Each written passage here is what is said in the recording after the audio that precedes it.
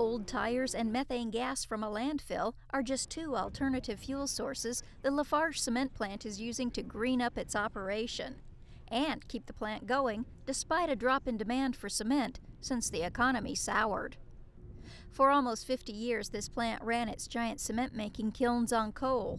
As coal got more expensive, the company began looking for cheaper alternatives. When you look at making cement, there are three large cost centers. There's fuel, there's power, and there's labor. Hans Schramme, the plant's operation manager, tells me about the only way to reduce labor costs would be reduce the number of workers, and that's something Lafarge doesn't want to do.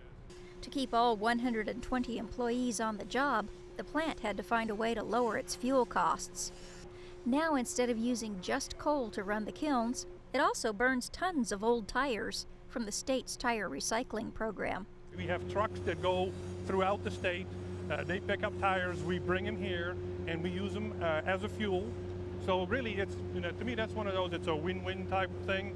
We help clean up the environment, no unsightly tire piles, dealing with that, and it's a benefit for us in terms of reducing fossil fuels. Schramme says they found another win-win situation by partnering with their next-door neighbor, a garbage landfill. As you have a landfill and the biomass sits there, it generates some methane.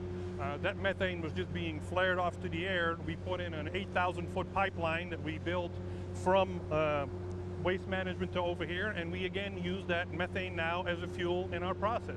Right now, about 30 to 40% of this plant is run on alternative fuel sources. The goal is to get that number up to about 80%, and that will greatly reduce its dependence on fuels like coal. Lafarge is looking to yet another alternative fuel source to help make the leap from 40% to 80%. Well, the other thing that we are working on is we have a permit application in with the DEQ to burn FQW, which is fuel quality waste, which is basically industrial byproducts. Could be paint residues, could be solvents, could be when somebody cleans out a perfume line in a factory, that type of stuff. Schramme says some of Lafarge's plants in other parts of the country already use FQWs to lower their energy costs. In Tulsa, I'm Kathy Tatum, the Oklahoma News Report.